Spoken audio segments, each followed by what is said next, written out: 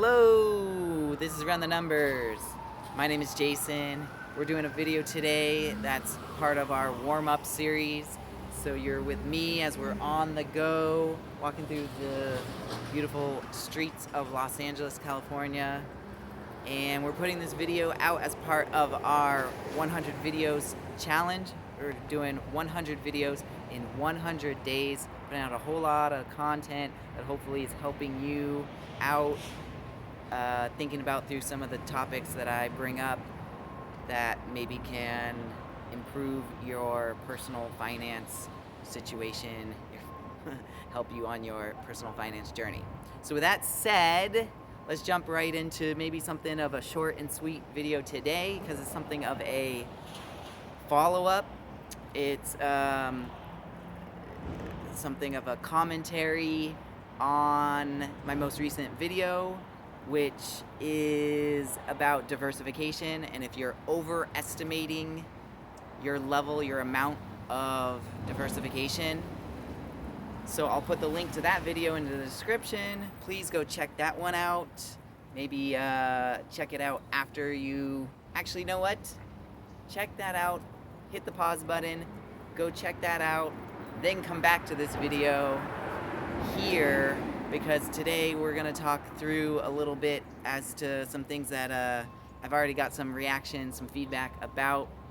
So one thing, just a quick little bit that I've mentioned where I talked about how I overestimated the level of diversification that I had, and I gave one specific example. Talked about investing across two different Vanguard mutual funds, or no, just kidding. They were two different Vanguard ETFs. That being, I mentioned how there's a whole lot of overlap and all those between the two, overlap between the two ETFs. There's different resources. There even are particular websites where you could, basically input in the two ETFs, and it'll precisely calculate out how much overlap. That's in fact what I did to get the numbers I mentioned. So with all that being said, all that is accurate, but I definitely got some feedback that said something to the effect of, like, why does any of that matter? So even if you're overestimating the amount of diversification, you're still getting a lot of diversification. In fact, you're getting kind of a great degree or enough diversification, because there's this thought of, if you really want to add in yet another, if not individual stock, add in a whole other fund, like what's really gonna happen there? Like what's your marginal return by doing so? And the whole idea that I want to bring up to you now, something of a downside to diversification, is there is a diminishing marginal return as you include more, as you sort of ramp up the amount of holdings. So if you add in a completely new, ETF, a whole new fund, like, are you really going to be moving the needle all that much, just because you're so well diversified already? It's kind of this, what was brought to my attention was, like, if you're already wearing sunscreen that's SPF 45, and then you want to put on top of that SPF, another layer of sunscreen, SPF 50, yeah, it helps, but, like,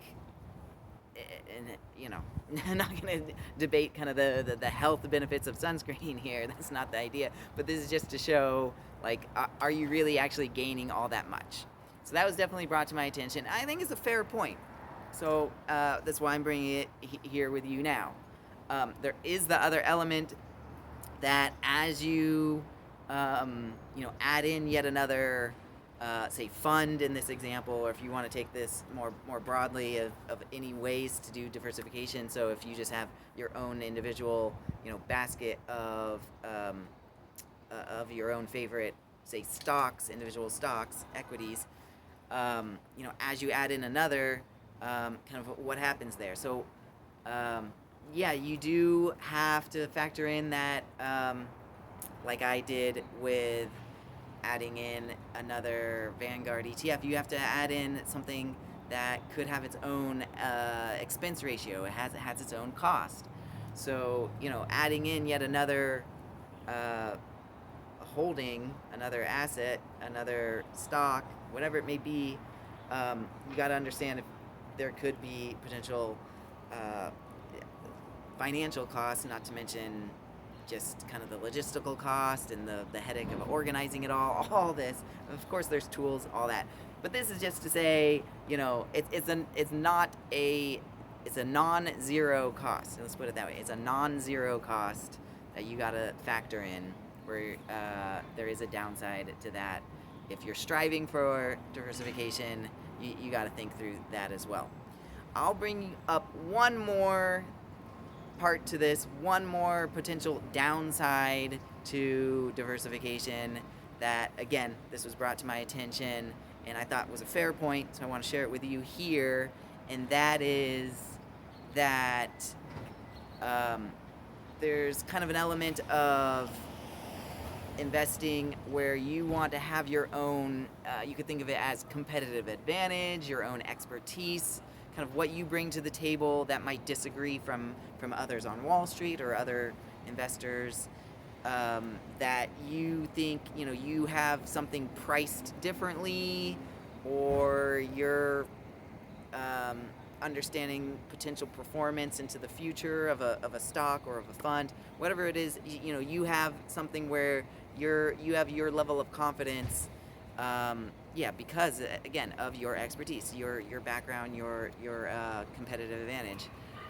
So I mention all that to say, as you add in yet another stock, another fund, another holding of some sort, you're getting farther away from your competitive advantage, your expertise, just because it's yet another thing where you have to analyze, and it's kind of spreading yourself out a little bit more maybe too thin, spreading yourself out more, and possibly you're striving for diversification, and getting very far away from your expertise. If you're an expert in tech, and then all of a sudden you're adding in something into your portfolio that's either heavily concentrated or it's an individual stock that's in healthcare, or something very, very far away, you could sort of fill in the blank there as to what your expertise is, and then what might be very far away.